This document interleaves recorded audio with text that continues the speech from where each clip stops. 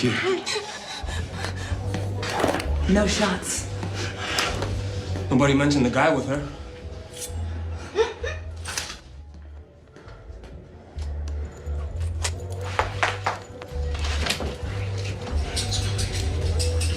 Dumbass. You're so far over your head you can't even see the light. Is that right?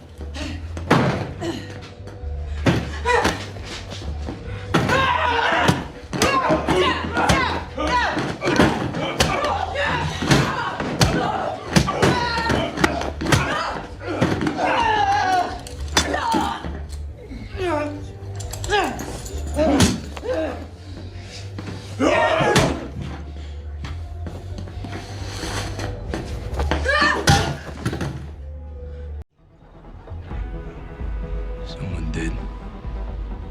Someone was chasing the girl, photographs. It's time to start talking. I'm not the one who's going to be talking. Живым, пожалуйста.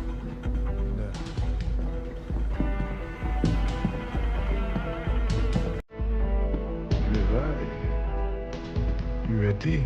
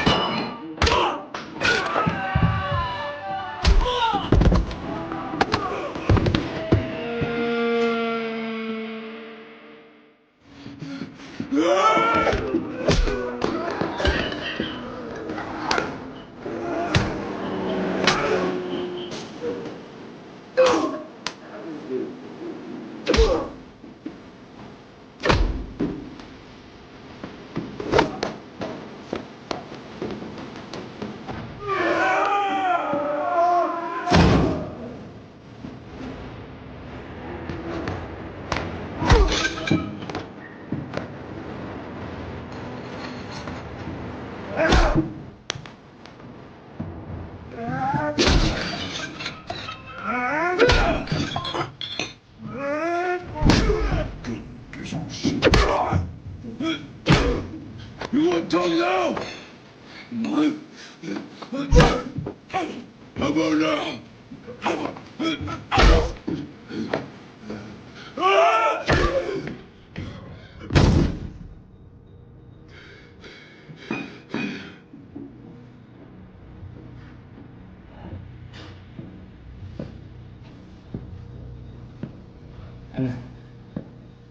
I'm not your enemy.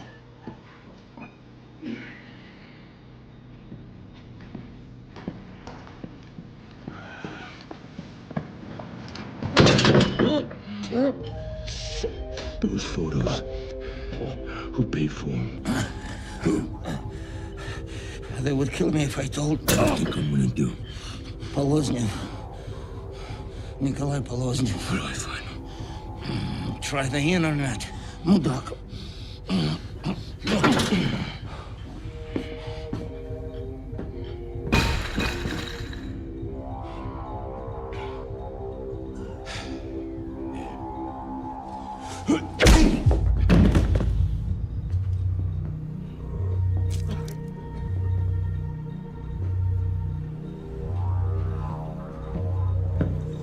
Swear to God, they made me do it, man. Don't worry, Turk. You did exactly what I wanted you to. Shit. I really don't ever want to see you again. Well, feelings mutual.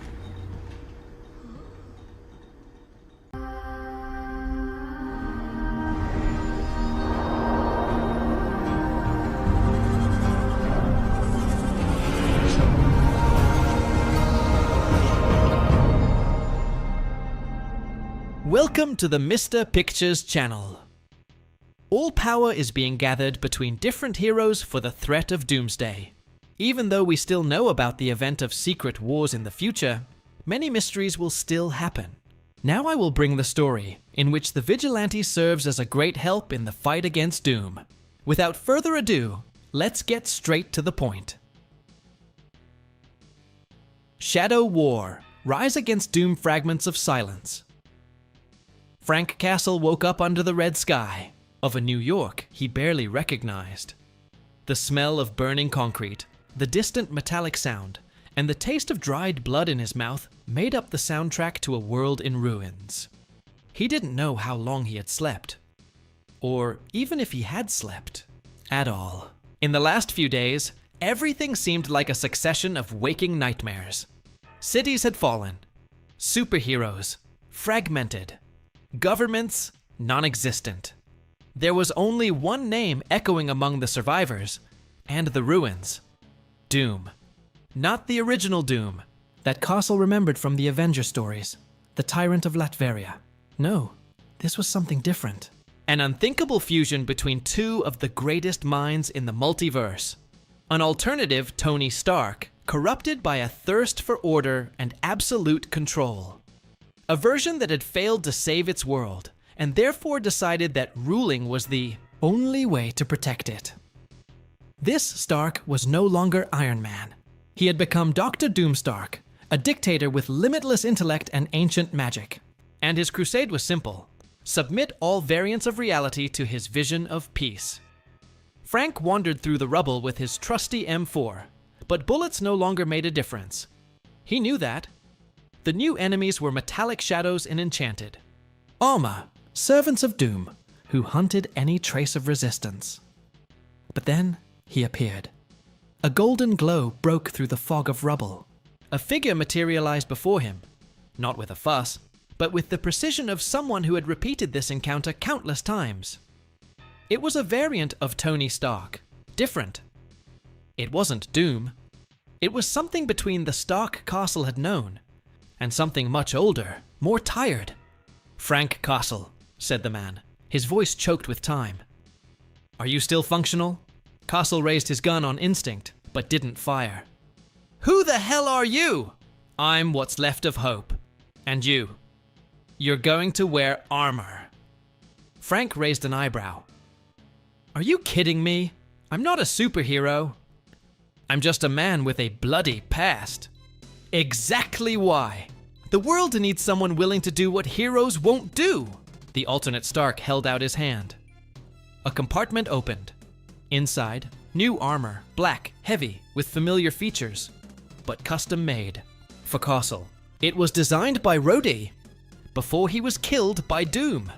It's the last adaptable War Machine armor, but now it will just be called Punisher Omega. Frank didn't respond, but on his chest, the white skull was beginning to form, reflected by the black shell of the armor. Thus, Fallen and the Damned. The first activation of the armor was brutal. The circuits synchronized with Castle's body like a technological swarm. The HUD projected data from battles already lost, escape routes that had been swallowed by darkness, and interrupted transmissions from defeated heroes. But one last coordinate flashed red. Active resistance. New Avengers base. Location: Madripoor Underground. Madridpoor, muttered Castle. Of course it would be in that hole. The trip was quick. The armor's dorsal thruster guided him through the turbulent air. Currents? He landed amid gunfire and was met with hostility until Logan, Wolverine, emerged from the shadows. Castle? You're kidding me. I thought I died along with the captain. Frank removed his helmet. Doom still breathes. That's what matters. From me, the bottom of the base, more faces appeared. Storm, Reed Richards, an aged Peter Parker, and a Jean Grey who held a burning baby in her arms. Peter approached. The armor is from War Machine, but the way he walks is old Frank's.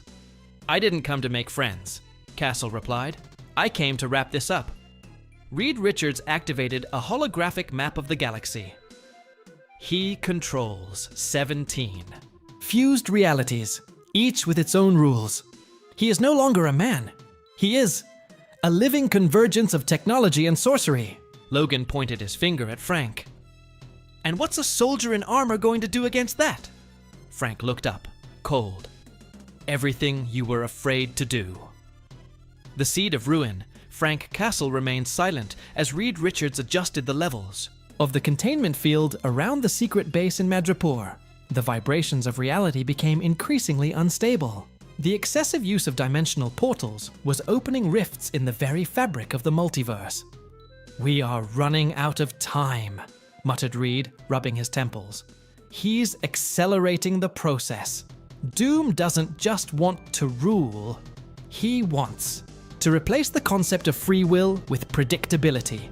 Jean Grey, still holding the baby engulfed in psychic flames, approached Castle. You don't understand what he's doing. He's not just Tony Stark with a cape and a grimoire. He's absorbed variants of Dr. Doom himself. He has part of Kang's essence. She hesitated, feeling fear even in her own thoughts. Inevitable. Frank kept his gaze steady. Every man bleeds. Peter Parker approached. Now wearing cobbled-together parts of the symbiote suit, he managed to control, after losing MJ to an attack by Null-guided symbiotes, before Doom absorbed Null himself.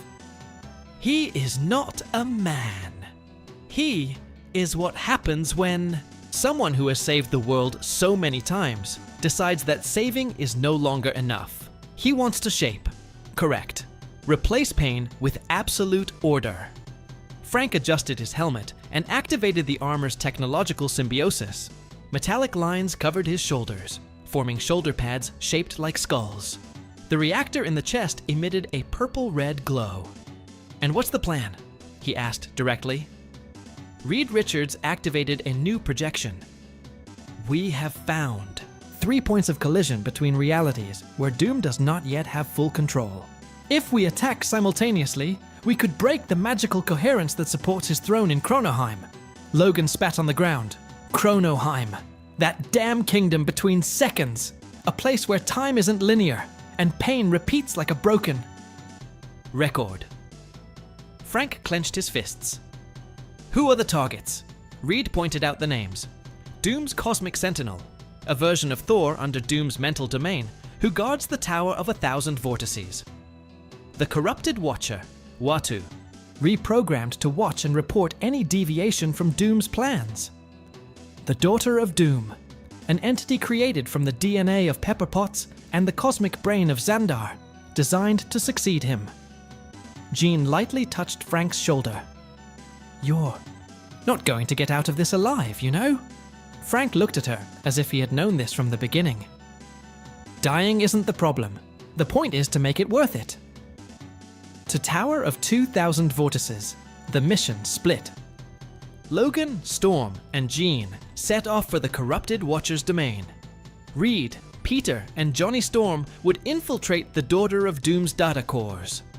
Frank Castle, alone, was tasked with facing the Cosmic Sentinel. He arrived at the base of the floating tower with a seismic impact. His boots activated the gravitational stabilizers, but the air still felt like it weighed 1,000 tons. At the top, amid beams of energy shattering the sky, was him, Thor. But his eyes were an eerie blue. Mjolnir was covered in elven inscriptions and Chitauri technology. His cape was made of temporal cloaks. Doom had transformed him into something hybrid, something almost divine. Castle, I saw your death in Zith, the echoes of time. Now it comes true. I didn't come for glory, Frank replied. I came for justice. Thor attacked with the thunder of eternity. Frank fired antimatter missiles and temporal acceleration grenades. The combat was not just physical, it was spiritual, dimensional, a collision of philosophies. One point, Castle was thrown against the pillars of the tower. His blood dripped under his armor, which was already smoking. But something happened. The remaining symbiote inside the armor reacted. Complete symbiosis began. Frank Castle, Punisher Omega, now became something other than machine or man. He became a judgment. "You were a god," Castle said, raising his hand. "But he sold his soul for a throne made of lies." And then, he pulled the trigger on his ultimate weapon, a memory capsule extracted from Jane Foster, which contained Thor's true heart. Upon being hit, the Cosmic Sentinel screamed. His body exploded with light and memories. He broke free from control. With a pained look, he held out Mjolnir to Frank. "Take it, and finish what we started." Frank held the hammer, not to become Thor, but to hurl it at Kronoheim, as a warning. Continues. What did you think of today's story? Leave your opinion here in the comment, click the like button, and subscribe to the channel so you don't miss any videos. Until next time, bye.